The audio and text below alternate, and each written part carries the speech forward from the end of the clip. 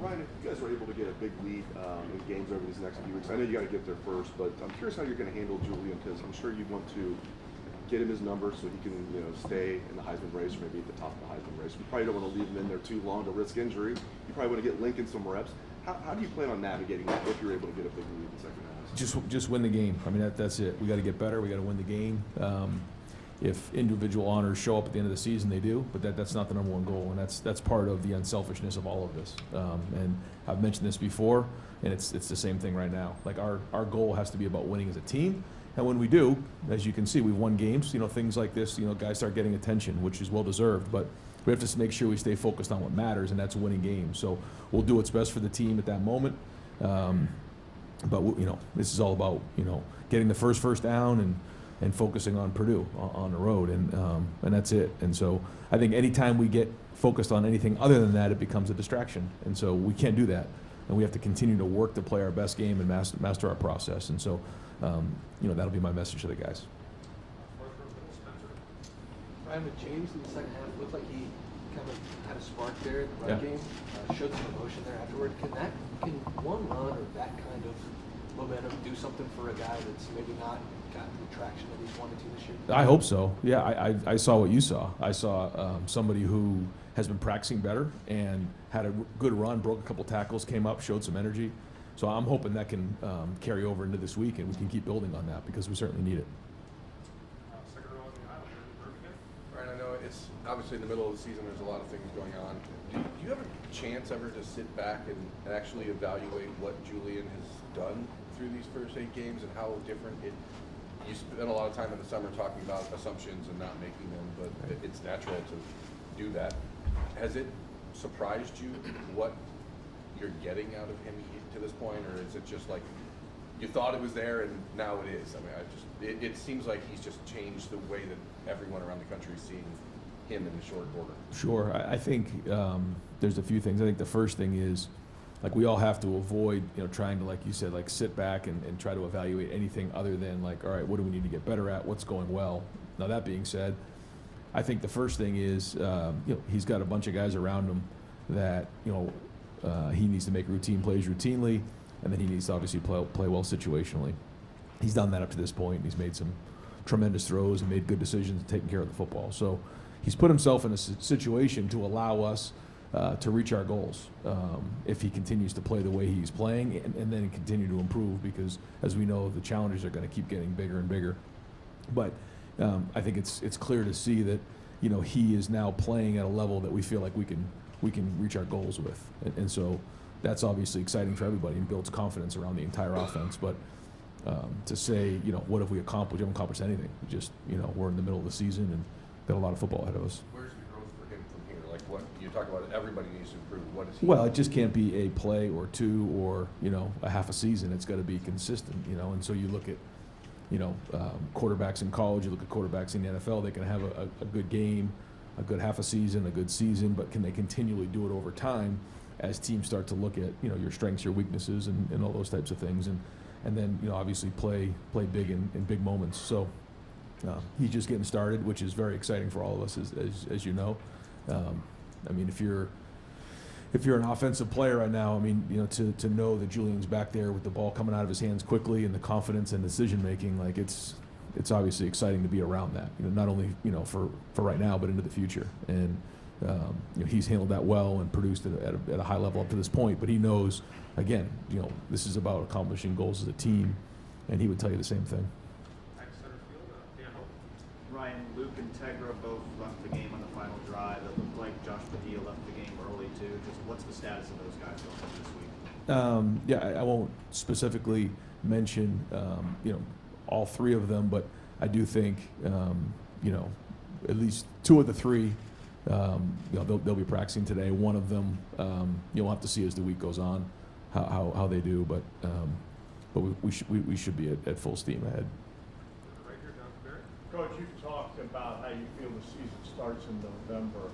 The first playoff ranking comes out tonight. Just the body of work you've done, what your expectations are for tonight? I mean, my expectation is I hope that none of our team or anybody really pays attention to it, because it doesn't matter. it's good for the fans. I think it's great for college football to be talking about it, but nothing matters if we don't continue to win. So, I expect us all to be looking at it at the end of the season. Well, I guess we got to look at it right before they make the playoff bids and figure out who's playing each other. So I guess we got to look at it then. But that and at the end of the year, the only two times that matter to me. So we'll just kind of focus on Purdue. Does it matter where you're ranked? Does not matter at all. Just keep winning, man. That's it. It felt like from the outside that Tegra responded well to the challenge, the competition in the last couple of weeks, and he did the same thing during the playoff run. Is there something about coaching him or motivating him that is just a little different? Well, everybody's different, and you have to try to figure out ways to put guys in a situation to be successful and find ways to motivate guys and press the right buttons. That's the job of a coach, to help them do things they can't do on their own, see things they can't see on their own, hear things they can't hear on their own. I mean, that's what we have to do. So we have to always press every button we possibly can to motivate guys. But, again, was it all perfect? No. But was it better? Yes. And so he's getting to the point in his career where he's played a lot of football too. So he has to bring a certain level of maturity and preparation to the table and self-correct on his own and bring self-motivation. But it's our job to make sure we're doing that for him. And as we all know, it's about consistency with Tegra because we know we can do it. You guys had the bye week right before Penn State. You guys brought in the band. Traditionally we see that in the last week of the regular season. I guess, is that something you guys talked about in the off-season, changes to how you approach that week? Like, what went into that decision? Just trying to make the last week of the regular season as normal as possible. That was it. And certainly we appreciate the band and everything they do. And so it's just in an effort to make sure we can keep things as consistent as we possibly can, because that's really what the focus is. And that's the same thing this week. It's the process of coming in after the game on the Sunday, identifying the issues, calling out the champions, recognizing those, enhancing the things we're doing well, fixing those things, and having a great week of practice and sticking with our routine, because it's our routine that will allow us to play well down the stretch. And so we're just going to do everything we can to keep that as normal as possible. Yeah, offensive line, the under pressure rate for Julian in this game was 42%. That's for Pro Football Focus. I know they have different numbers, but what was your evaluation of the pass protection in this game? And maybe they cleaned some things up in the second half, but what needs to improve? Yeah, I think there was when you go against a good defensive line like they have, you know that you got to bring it every play. And I thought there was some plays where Julian was really clean back there, some longer developing routes, especially in the second half, where he's able to step into the throw. I know the one in particular to Carnell coming out of halftime. I think the second play of the second half, beautiful pocket, able to step in, deliver the ball. Then there was the 3rd down and 9 where we had instant penetration, and then Julian had to make a play with his legs. There were a couple others like that were too leaky. So when you're going against good players, that's the challenge, is that we have to play with unbelievable technique, and that's about grading out a champion. So there are some things that were good enough to win the game, but good enough for us to go win every game. I don't know. We'll have to keep working at it, but that's the goal. Right. You talked a lot last year about Will Howard's size and how that helped him in the pocket, feeling things, seeing things. Julian seems to do that very well too, despite not being 6'4" and 230 pounds. How does he do it? I guess one, do you think he's good at it, and two, how does he go about doing it when he is, not the biggest quarterback in the world? Well, it starts with the line. They have to do their job, because if that doesn't happen, it doesn't work. And I thought Julian played bigger the last couple of weeks. So what does that mean, playing bigger? Well, part of it's your posture, how you stand in the pocket. But for him, I think he sees the coverage. He can feel the rush, which is not something that you can teach. He just has that feel, and has a good feel and timing of when the ball needs to come out of his hands. But I think the receivers understand too that they're running routes against the defensive line, and that's a big part of the timing and the spacing that comes with the game. And so we try to match up the drops and the play actions with the protection. And the firmer the protection can be, the better he can step into his passes. But then that has to marry up with the timing of the route as well, and that's all the work that gets put in. So that's why we say it takes everybody. But for Julian in particular, I think he's playing with better posture. He's feeling more comfortable with the trees around him, is what I call it. And his elbow's getting high. He did get the ball tipped there that Jeremiah bailed him on. But those are the things that, you know, we're talking about, is being able to see over the offensive line and playing big. I think he's been doing that, and he's going to continue to work on it. Yeah, Ryan, for whatever reason, Ohio State has a losing record at Purdue over the last 20 years. It's this weird anomaly, and I understand this team is far different than years past. You're 1-0 there, but is there anything about the Ross-Ade Stadium experience that you can point to where good teams have struggled there? I mean, I was part of the 18 team, so I know what that was like, and you know, they have a lot of pride in that program. I think Barry Odom is a very, very good coach. These guys are well coached, and he is a good man and a good football coach. And I know he's got a good staff there. So you know, put the film on and watch him play last week. And so, you know we have to, you know, continue to get better this week. We have to bring it at 1 o'clock on Saturday. And I don't know if there's anything in particular other than Purdue is a program that has a lot of pride, and it's not going to be any different when we play these guys on Saturday. Back to the poll that comes out tonight in terms of level of curiosity, which obviously isn't much. Is that something you even watch? You want to think the guys is it on around, or is it just like whatever? Whatever. Yeah. I mean, again, like, what does it matter if we don't win this Saturday, right? But I get it. It's great for the fans. It's good for the sport, which is great for all of us. So I'm glad they do it, but it's not something that really matters to us. The TVs are always on, so I'm sure somebody will be watching it, but it won't be me. I get it. You're not like chasing awards, right? And there's an understanding that there's things you need to accomplish this month before you can win any of those awards, but some of the stuff you're getting asked after the game of where the quarterback play was in 2017 versus where it is now. You've had multiple guys get to New York. Grand scheme conversation of, does it matter for you to be able to, whether it's this year, whatever year it is, be able to say one of your guys not only got to New York but won the award? Is that ever does that matter at all, or is it just? I mean, everything matters. Right. I say that to the players. I think everything matters. So, yeah. But I think that's just a byproduct of winning and having success as a group. So that's not the number one goal. But to say that winning a Heisman Trophy or getting recognized the Blitnikoff Award, which I think, you know, both Carnell and Jeremiah are going to be right in the mix for, you know, all the things that, you know, All-American, and yeah, all those things do matter.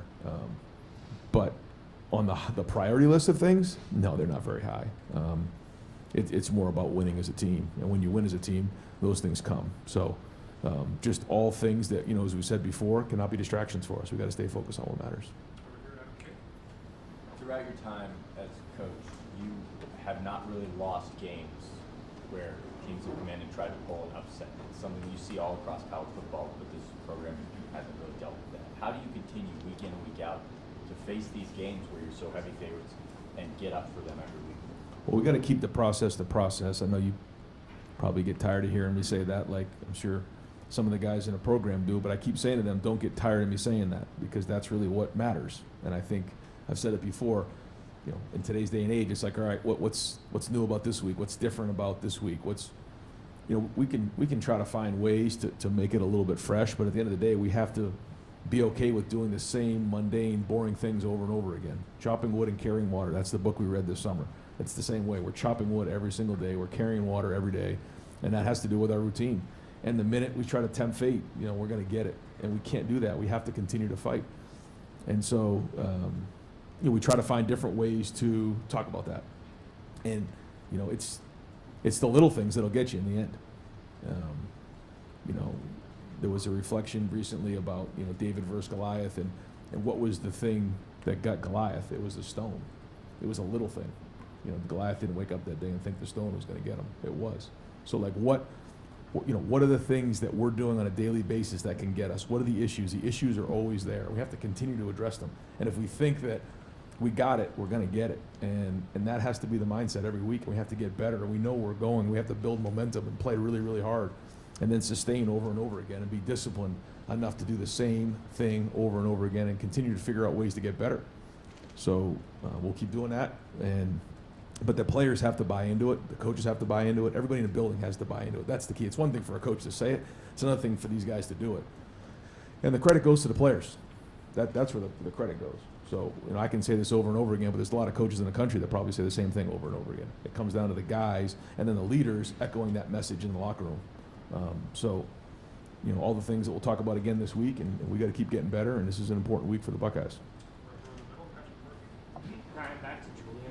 The deep balls that he throws, I mean, it looks easy. Obviously, it's not. He's talked about everything that has to happen around him to make that work. But what, as a guy who played the position, what makes a deep ball work from a quarterback perspective? Yeah. Why is he maybe as good as anyone else?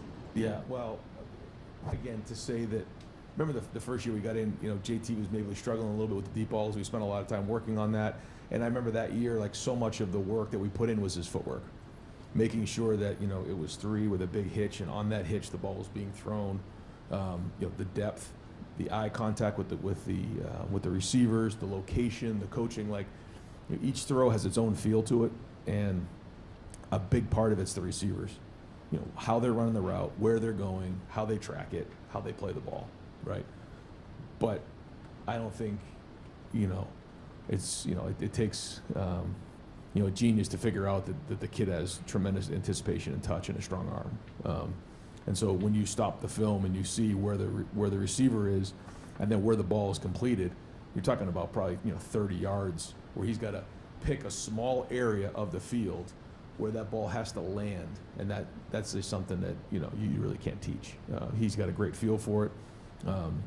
It's called spatial awareness. Understanding how a receiver is going to run his route, and then being on the same page. Now it takes time. You don't just like wake up and do it. I mean, a lot of work that goes into it, a lot of preparation, and that's another thing that I talked to our guys about. Like, I think sometimes people just think we go out and play and the Buckeyes are just going to win a game. It doesn't work that way. The amount of work that gets put in on a week-to-week basis to go put that on the field, to be a competitive excellence, you got one chance to get that throw right against that single coverage. And if you don't, who knows what happens? And that's what you have to realize. And if you think it's just going to happen and we're going to show up and just win games, that ain't happening either. So we have to continue to practice really, really well. It's the coach's job to put the plays in to give these guys a chance to be successful, and find the right plays that fit the defense that we're seeing, and then we go play from there and continue to stay focused. So, long-winded answer, but hopefully that gives you a little bit of an idea of what goes into just some of this stuff. But at the end of the day, he has a tremendous innate talent to throw a deep ball. I guess along with that, Bill Landis earlier in the week pointed out on Twitter that you could be heard yelling "got him" on one of those deep shots. How often are you yelling that? How often are you right? How often are you wrong? And just like, how early can you see it? And then when your quarterback sees it at the same time, how good does that feel? Well, that one in particular, we hadn't practiced all week. We put that in at halftime. So I give the players a lot of credit for being able to run a play that we hadn't practiced. I mean, that play in that formation probably ever. But we felt like, based on what we were seeing, that we were going to do it. It was a concept that we work in preseason, we work in the spring, and we felt like there was a look that we were getting that we felt we could take advantage of, and so we decided to put that in at halftime and called it the second play of the second half. And when we got kind of what we wanted pre-snap, we knew what was going on, and so yeah, it was you can drop a million plays, but they have to go put it on the field. And Carnell ran a tremendous route, stuck him, and you could see the angle, and job well done. But yeah, I mean that is the fun part of coaching. When you kind of put something together and it goes exactly the way you thought it would go.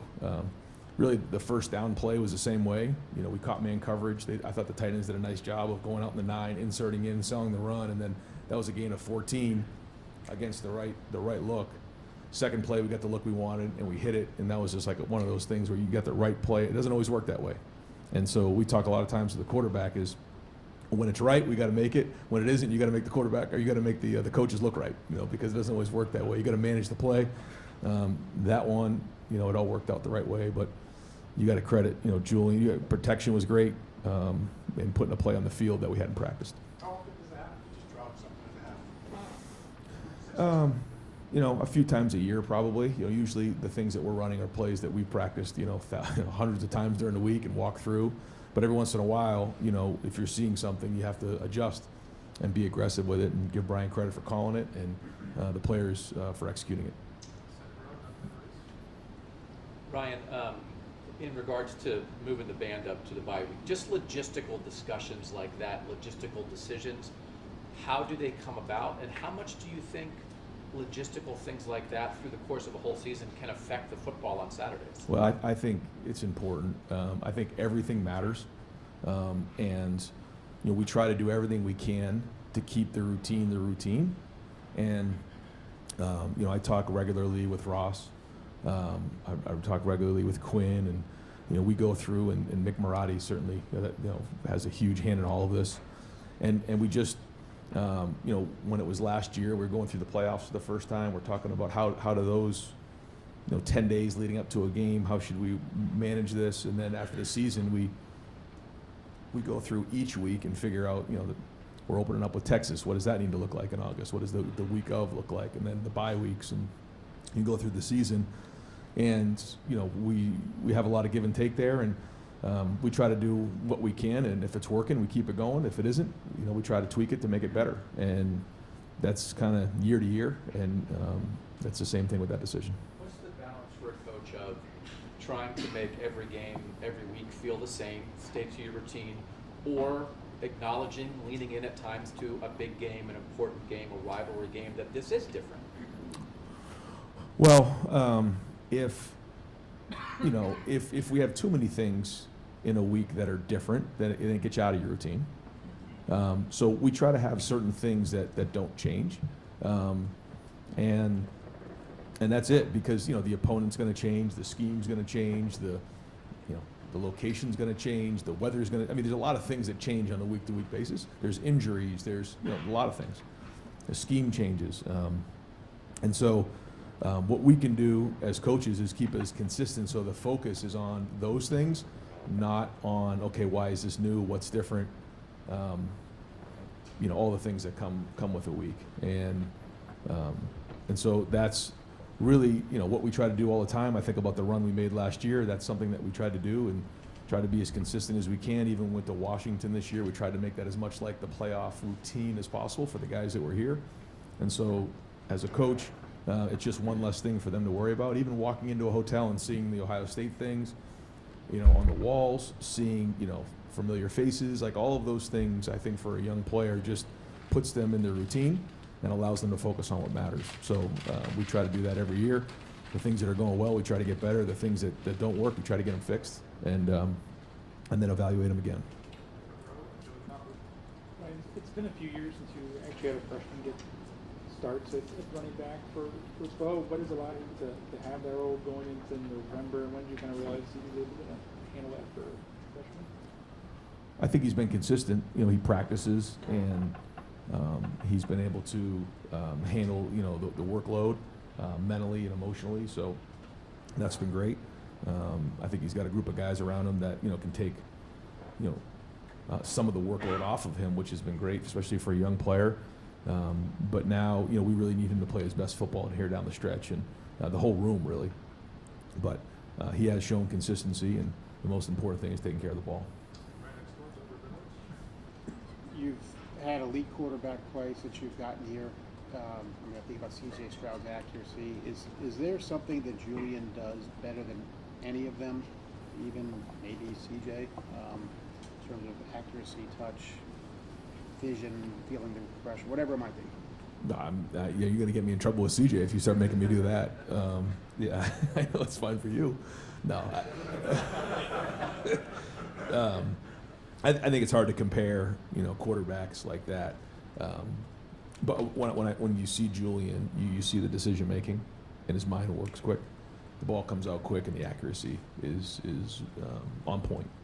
So, that's what these the first half of the season or whatever has been like for him, and we'll see. We're still getting started on this, but I think it excites everybody when the ball doesn't touch the ground in practice and the ball just comes out on time, and like everyone just feels efficient in what they're doing, and he has to continue to put the work in with Billy in the classroom, so that when he comes out and there's run checks and there's protection checks, that he's on that and he's running the offense at a high level. Because when he is, It allows us to execute, and that's what we're looking for on offense. Like, we have to be able to execute efficiently for a whole game, and that's it. And that's what we're chasing, and that's one of the things that we're emphasizing today to make sure in practice today, like, everything is efficient, and you can't have like a bad play. You can't. You're not allowed to have a bad play, like what we're trying to do, and so that's everybody, but certainly Julian's the one running it. Admittedly, in the Texas game, you were very conservative with him, kind of that training wheels on. When was it that you saw, I can take those off? He can just go now. In the first game, I mean, in that moment, that was a big moment. I think we all, going into it, I think people said it was the biggest opener in the history of college football. Like, the lead up, as we know, and it wasn't just a week lead up; it was like a month lead up. He wasn't fazed, made good decisions, threw that big touchdown pass to Carnell, and when he came off the field, to me, he was communicating what he saw well, without that look in his eye, like, I don't know. And I said to myself, I think we may have something here. Now, he had to continue to do it and all those things, but he had shown glimpses in practice, good and bad, but we obviously saw the ability. But then when you get put in that environment, you're never quite too sure how it's going to look, and that was a great start. Ryan, it appeared to me that Max had one of the best things blocking on Saturday. Max player. Yeah. Is that how it looked to you? And I guess how have you seen him grow in that area as he's gotten more comfortable with? You talk about the physicality of being here. Yeah, I think Max has a lot of talent. I think one of the best things for Max is being at Ohio State. He's been challenged every day, and because of that, he's becoming a better football player.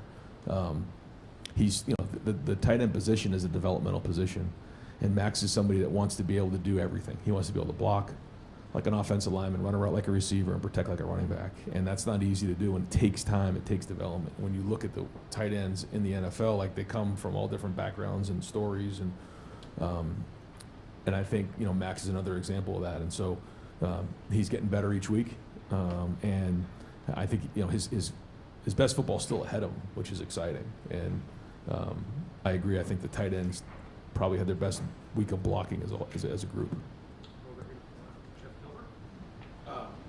We haven't heard from Matt for a while. Just curious, how's he feeling about, what's he most happy about that's happening, like, on the field, schematically, players that maybe are performing better than maybe you expected? What are some of his feelings about everything that's going on?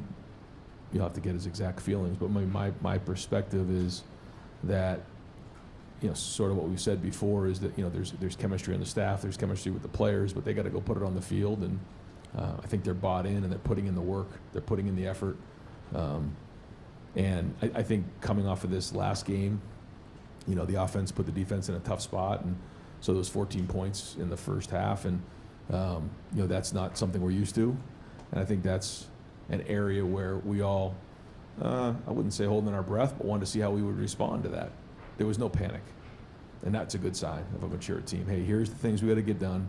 The locker room was excellent, because I asked, I don't really get a chance to see everybody during the locker room. We're kind of making some adjustments on offense, and then getting on the iPad, watching some of the things that happened, and then I got a chance to address the group for about a minute before we get back on the field, and the position coaches are working with each group. And the feedback was that nobody panicked at halftime, and then they came out and played really, really well in the second half and was able to make the adjustments. And so I think those are the things that are encouraging for Matt, just being around this group of guys and their maturity level. I got many, but I'll just ask one. With Julian, was there any bad habit y'all had to fix? I mean, you see the young guys coming up. You watch Saturday nights, and guys are whipping it like Patrick Mahomes and things like that off platform. He seems to be on platform pretty consistently and stuff. And was there anything y'all had to fix about him, and are you impressed by that aspect of his game? Well, there was a lot of things we didn't have to fix, but there were some things that we certainly fixed, well, not fixed, but addressed, that we wanted, that we felt like really help him. You get your power from the ground up, and I won't get into all the specifics of that, but and to your point, there was something I remember. I'll tell the story real quick. On social media, it was like during the summer, he might have gone home or whatever, and he was like throwing these these passes where like he was running to the left, stopping, and like throwing across his body like 60 yards. And I said to him, if I ever see that again, you're not allowed to go back to California. I said, we don't throw the ball like that around here. But he naturally, though, can throw the ball off a platform. Like you saw the throw to Bennett Christian like that. That was a twitchy throw. I mean, he was out of there. He was athletic. He was sprinting. He was running to the sideline. He put that ball like in the right spot. You look at the Brandon Innes throw on the scramble the week before. I mean, he's on the move, and that thing is on the money. So, you know, he has that ability to move and make throws on the move, which I think is a unique special talent as well. But no, I mean, he's playing bigger. His feet are a big part of all of this, and he's bought into it. I think that's the best part of it, and you're seeing him play with confidence. Yeah, time for one more. Yes, of course, Tim. Do you this is almost like getting, you know, I don't know if brag about yourself or whatever, but do you feel like you were named the head coach for the first time? And it's looking back now at almost the right time, meaning 2019, but then 20 you had to deal with the pandemic. 21, you know, NIL, transfer portal, and everything else. In other words, you've grown up.